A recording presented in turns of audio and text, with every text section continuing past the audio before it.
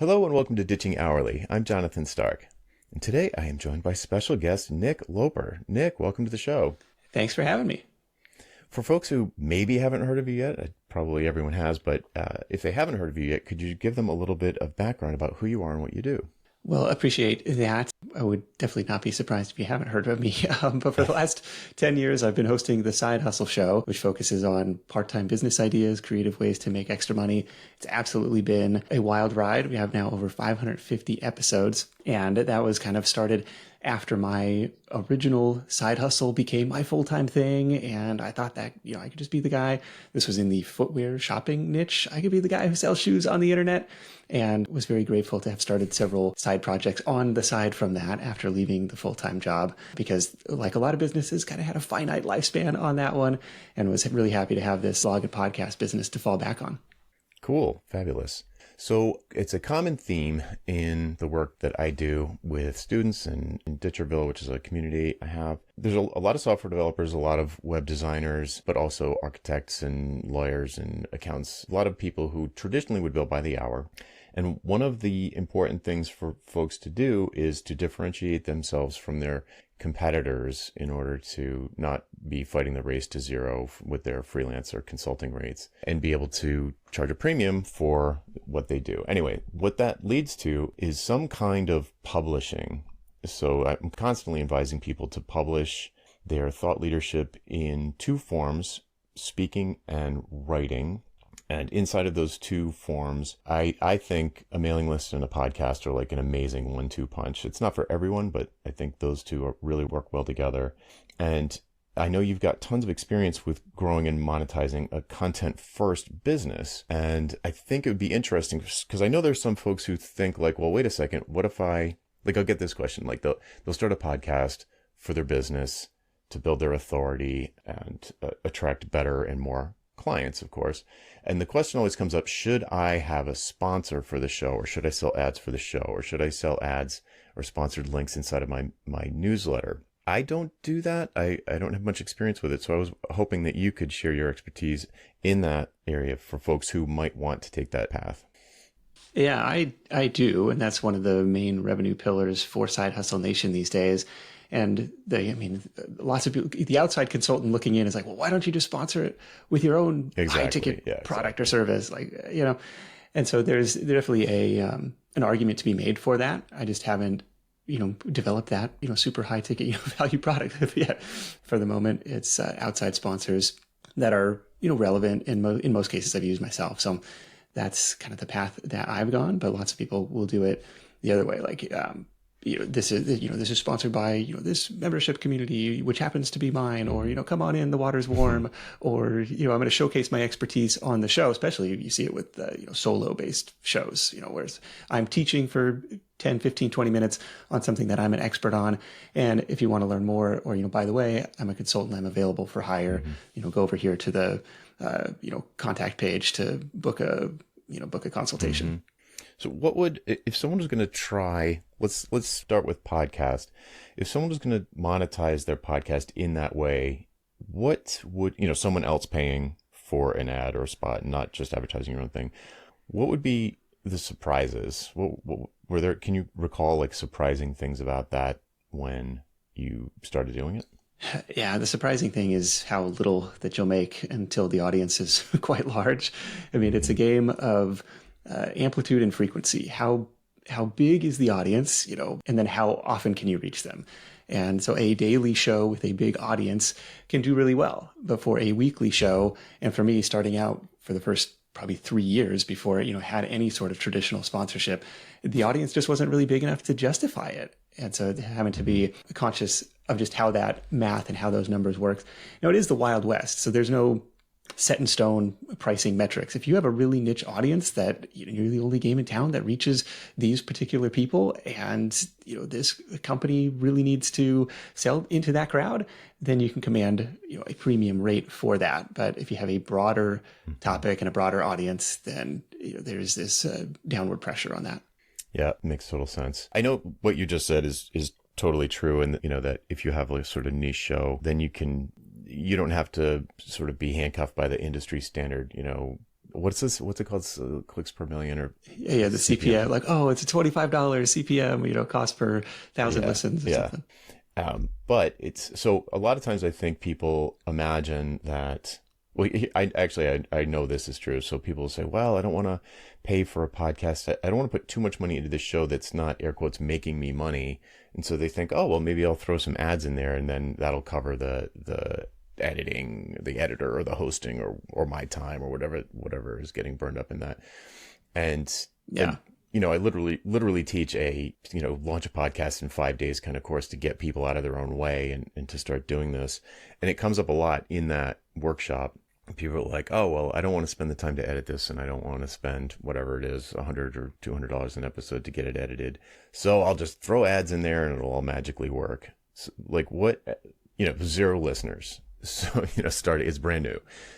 So can you give folks, I don't know, like maybe just from your experience, like how big was your audience or how many downloads were you getting per episode before it started to make any kind of reasonable sense to put in the time and money to look for sponsors? It was probably around the same time. It was probably early 2016, and maybe it was 5,000 listens an episode, 10,000 listens an episode at that stage where the revenue would, like you said, it would at least cover the editing expense. It would, and probably it was profitable on top of that too. So I had the same editing service for years and years, and very gracious that they haven't raised the rates over that time. So there's some level of inflation, or maybe I'm grandfathered in at these early rates because they like to say, hey, we have the Side Hustle Show as part of our client base, but. Right.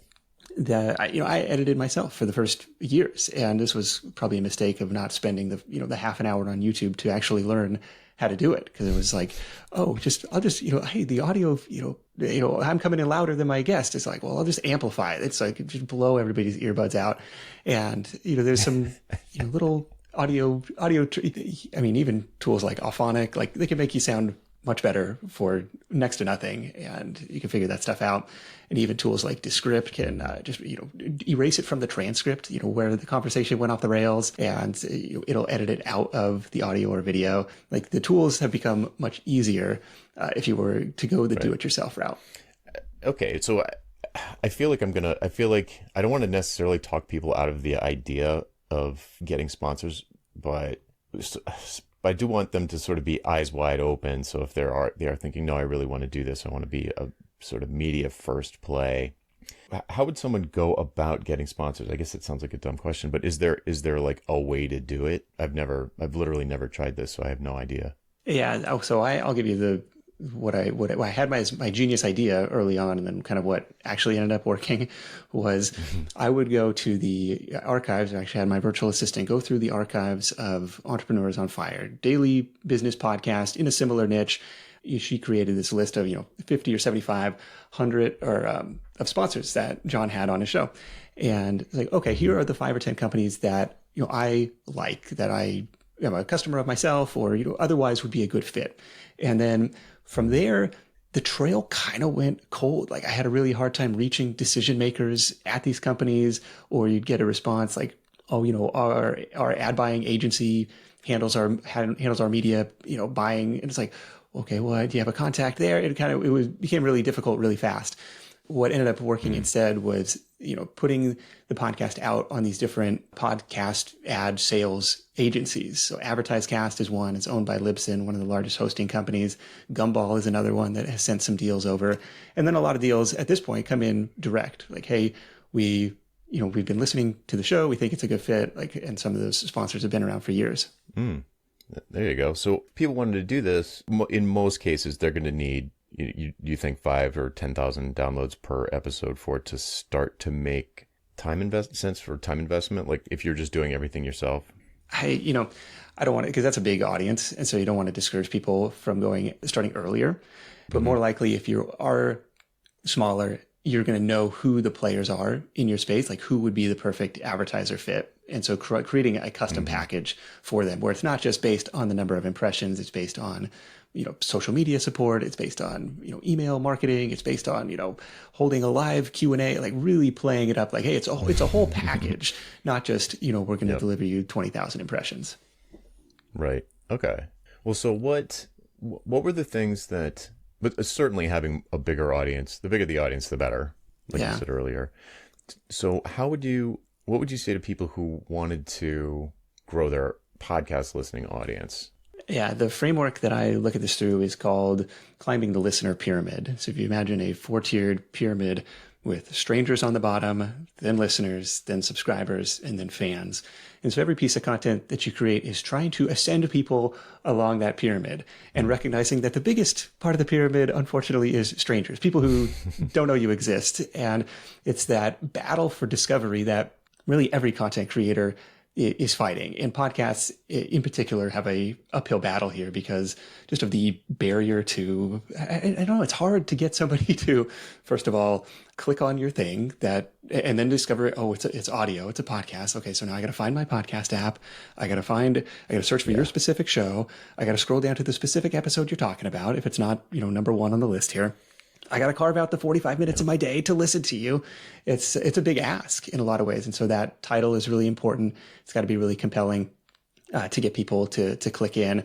And that was something I was really grateful to have discovered early on where, I would be, so I interviewed a guy and his claim to fame was I earned enough money on Fiverr to buy a house. And I was like, what could you possibly be selling on Fiverr, for $5 that, would afford you that luxury?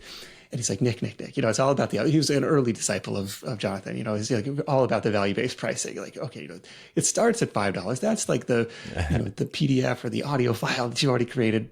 But if they really want your time, that's in the upsells. And like, that's when you create the custom packages, you do all this stuff. But that was the title of the episode. Like how this one guy earned enough money on Fiverr in his first year to buy a house rather than, how to start freelancing on Fiverr or, because I would go on podcasts and they do what you're supposed to do. They say, Nick, hey, thanks so much for joining me. Right. Your episode is live today. Here's the link if you want to share.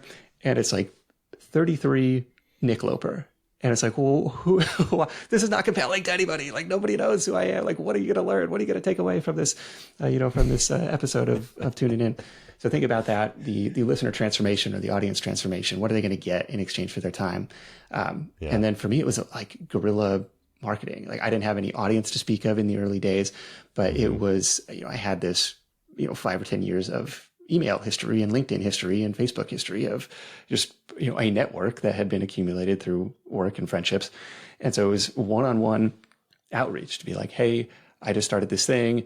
I know you might not be in the market for a side hustle, but if you know anybody is, every download helps. Every download helps boost me up in the algorithm. Would love if you would check it out or share it. And that was kind of like, getting up to that first like 50 download day where it's like, I feel, reasonably confident. I have gone outside my own circle of influence at that point, which was very nerve wracking. Like, now there's strangers listening to this. Like, what if they think it sucks? And that was kind of scary. But trying to, get somebody to give you a chance, like to take that first step on the pyramid up to that listener step of the pyramid. And then from there, trying to convert deliver what you promised in the title, try to get to the point quickly, all of the good, podcasting best practices stuff, but trying to convert that listener into a subscriber, both an audio subscriber and an email subscriber. Like, hey, this is something that's worth tuning into again and again. It's always something interesting, valuable, beneficial, etc. And then, some compelling reason to get on your email list. For a lot of years, that was a PDF highlight reel of the episode. That's what we called it. Like, hey, you're out walking the dog, you're at the gym, you're driving in the car, you're not in a great place to take notes. Don't worry, we did it for you. If you want all of the juicy nuggets that my guest dropped today, we've got those all in a downloadable free format for you. Just go over here and you can punch in your email. We'll get that right to you. And that was really the inflection point for the business and the podcast. So this was a little over a year into the show. It took me seriously 14 months to figure this out, that, a podcast does not a business make. It's a content marketing channel for a business. But that was, had muscled my way, through grit and determination to have like 1,000 email subscribers after 14 months. Yeah. But within 3 months of turning this on, it was 3,000. Within 6 months, it was 6,000. Within 12 months, it was 12,000. It was a really big turning point for the business. And now all of a sudden, I turned the anonymous listening audience into, people I actually have contact information for. I can promote the next episode. They've got something in their inbox they can easily forward to a friend. It was a really important point. And listenership didn't drop. That was the other thing I was afraid of. Like, if I'm publishing this in text format or emailing people about it, like, are people still going to tune in? That didn't really happen. So that was kind of the next tier from listeners to subscribers. Cool. Okay, so that's a good segue into the mailing list, the sort of that channel. Why do you think it's so important to have that mailing list? Like that you I mean, I'm sure it was work to create those sort of content upgrades and drive people to share their email address with you. Why did you go to that trouble? Gosh, it was, probably the most important thing that I've done. We're at the whims. I'm in a period of time where the Google algorithm is smiling upon me, and I'm, happy to get while the getting's good. But I also realize that doesn't last forever, where the email list is something that I have a little bit more control over. I can hit send and reach, now over 100,000 subscribers, which is just crazy to, blast out to a stadium full of people. And it's, surprisingly, you don't hear back as much as you would until you screw something up and they're like, you had a typo in line 2, whatever. Yeah, link's broken. Yeah, exactly. Link's broken. Thanks. But super, super important just to have a little bit more control over your audience and to be able to communicate directly with them instead of relying on them to proactively, go out and download, or for the, the YouTube algorithm to show you to somebody, or Google to, have this article made discoverable. So really, really important. Mm-hmm. Yeah, I mean, you're preaching to the choir. I was just curious if you had the same experience. I think a mailing list is huge for so many reasons. How often do you send to your list? Typically once a week, as far as like a newsletter update type of email, which is usually promoting the latest content and some interesting finds on the internet. Like, you might also like this, and this, and actually added another revenue stream over the last year or so, which was a sponsored link in that, you might also like section. And so that's kind of been an interesting little incremental addition, not something that is necessarily going to, cover, pay the mortgage or anything, but it's a little something. And then the other thing, like when somebody signs up for the first time, there's a multi-week kind of welcome series. I call it my long-term nurture sequence that hopefully bubbles up some of the best content over the last 10 years. Like, hey, if you're new to this stuff, you might not have seen this, and this, and just trying to bring that to the forefront for new subscribers. Yeah, I do a similar thing on mine. I call it my onboarding sequence, orientation. Yes. Cool. So what was so you said the sponsored link is just something sort of new you're experimenting with? Yeah, and there's a couple marketplaces that help sell these. So again, similar to the podcast sponsorship, some of these are sold direct. Some of those are sold through different agencies that facilitate this sort of thing. So Paved, I think it's paved.co maybe, kind of a newsletter sponsor broker, and then SwapStack is the other one that has sent some deals this way. And from a time management standpoint, I have heard, again, don't have direct experience, but I've heard that there's, there can be a fair amount of administrative back and forth with the people who are buying ads. How much, if someone was going to do this, like how automated has it become over the years? Is it just like very simple thing for you to include a sponsored link in there, or is it like more, it's just how much work, I guess, is what I'm wondering. Yeah. I mean, always better. It's similar to the podcast ad. Like always better if you can have a, multi-month campaign where, you have 3 or 4 copy rotations that you just plug in there on a, whatever their turn comes up in the cycle again. But a lot of them through these different marketplaces are kind of one-off campaigns. And so there is a little bit of back and forth, more so through Paved, because they have their own kind of like open tracking pixel that they want to show in there. And you got to send a test campaign, make sure the copy looks good to the advertiser. But less so with SwapStack. Hey, this is the copy, paste it in there. This is the link to use. You're good to go. Is it like it's like an affiliate link, or they can tell it's like must be unique to you? Yeah, I think it's a kind of a redirect tracking link, so they could say, oh, you drove 150 clicks or something. Got it. Cool.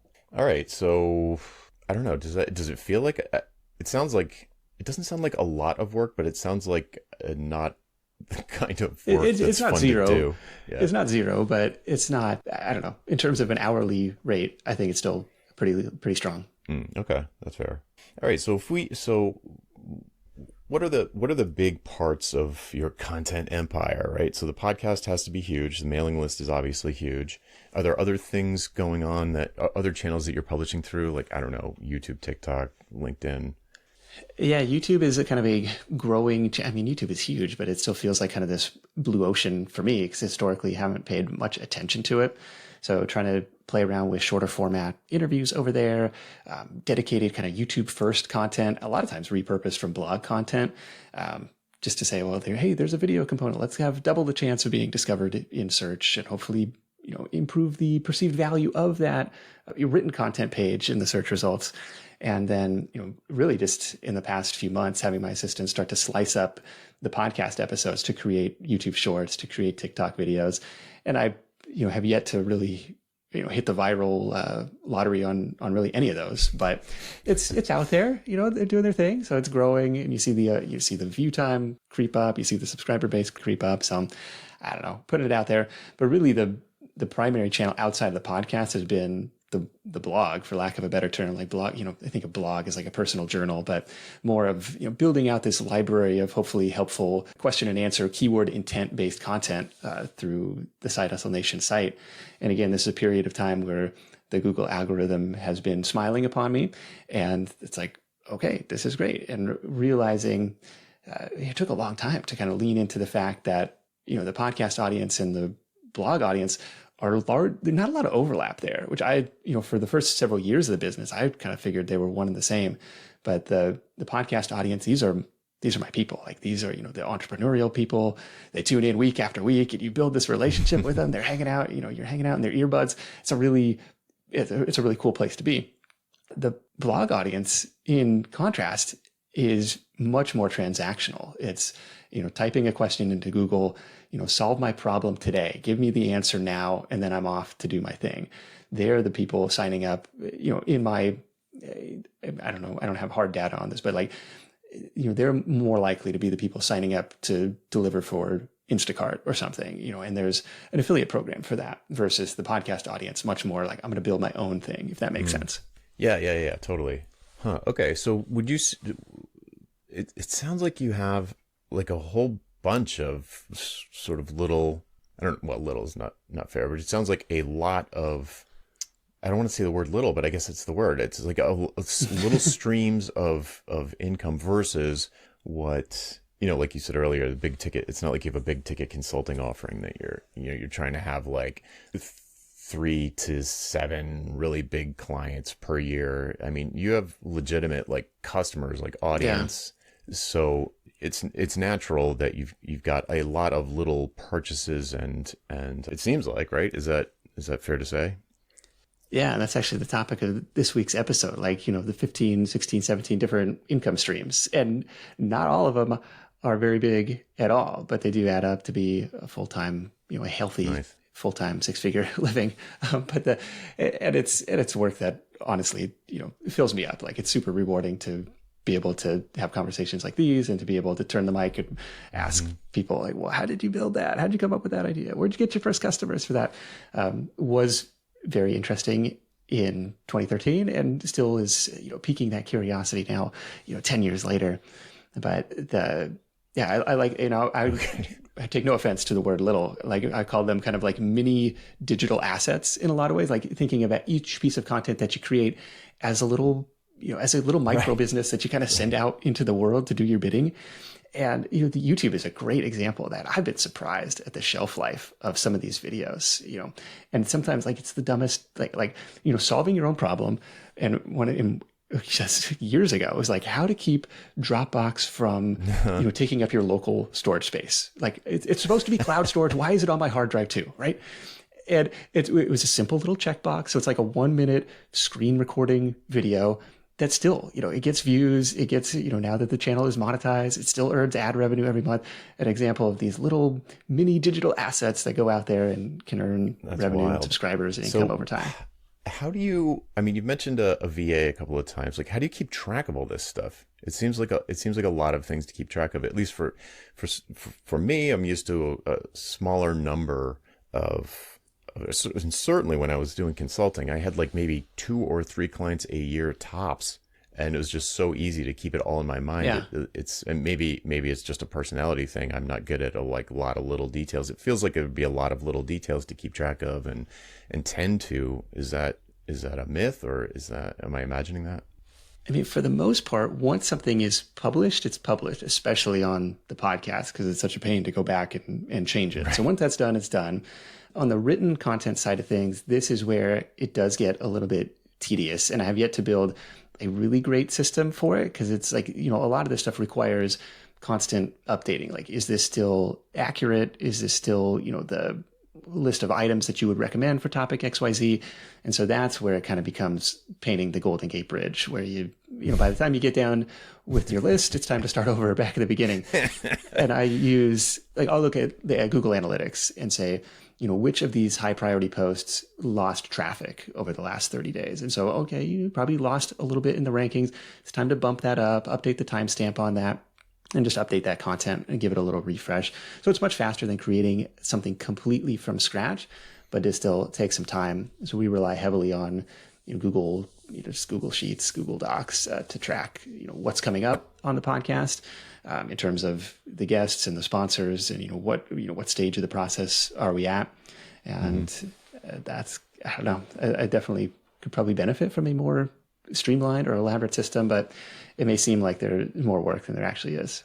And so you have just one VA, or do you have other folks working on it? I've got kind of a very lean team of kind of on-demand specialists, is what I will call them. They don't necessarily know each other, but they all kind of connect through me, and a lot of through agencies. So podcast editing is through an agency. One of my virtual assistants is through an agency called OK Relax. I've been a customer of theirs for years. They're awesome. The tech side of the business is handled by a service called Zen WP, and other kind of like website insurance. If something breaks, if you want to make a tweak, you have somebody to message, instead of, well, shoot, now I got to start tinkering with WordPress code and hopefully hit refresh and hopefully it doesn't break the whole thing. I have another assistant who is kind of the general admin assistant, who's doing the uploading of the podcasts into YouTube. She's in my inbox, so she's handling light customer support, email filtering, email triage, really, what's going to be important, make sure that I see that stuff. Handling, admission into the Facebook group, because that's kind of been a newer top of the funnel entry point, where Facebook has started recommending, the Side Hustle Nation Facebook group to a broader audience. We're like, well, that's cool. We'll take those people and hopefully try and introduce them to the broader ecosystem. But lots of little things. And then my other assistant is the video editor person, who's now slicing up the podcasts and doing that. So lots of kind of all very part-time and all very kind of on demand, but lots of different people in different parts of the business. Wow. Okay, that's cool.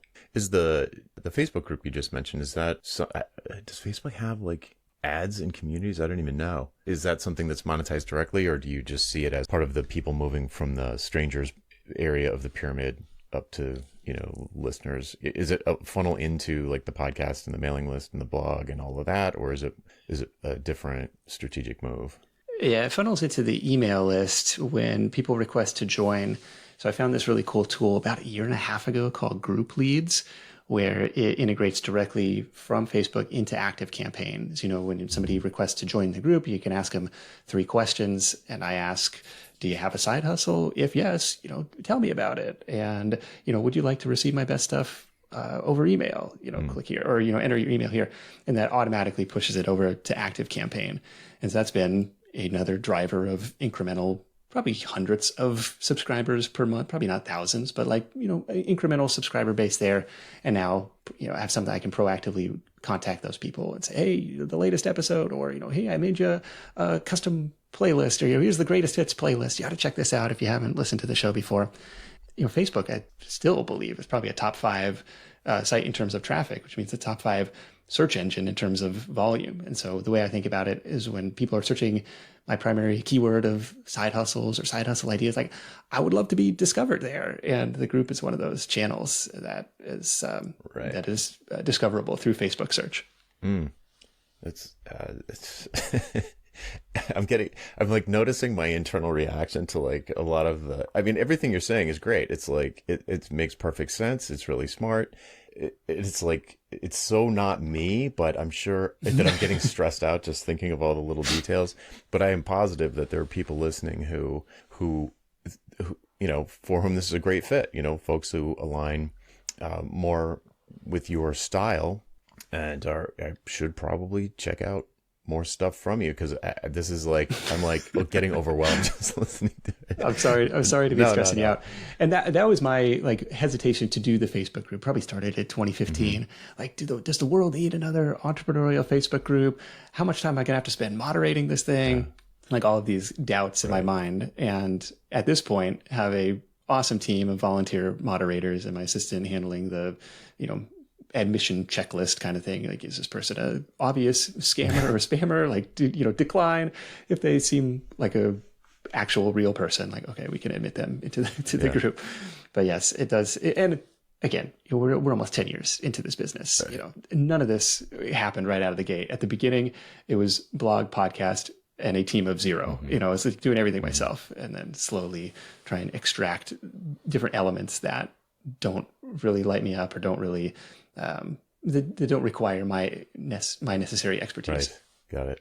Well, how much time are you creating? A lot of, I mean, the podcast is sounds like that's new every week, but are you creating a lot of new content on the blog, or is it more like the Golden Gate Bridge where you're just sort of keeping stuff up to date? So like, do you spend a lot of time creating new stuff outside of the podcast? Not as much as I'd like, because this is actually a really important driver. If you can stack up these evergreen articles that just stick to the first page of Google, sometimes for years, like that's a really powerful asset to have.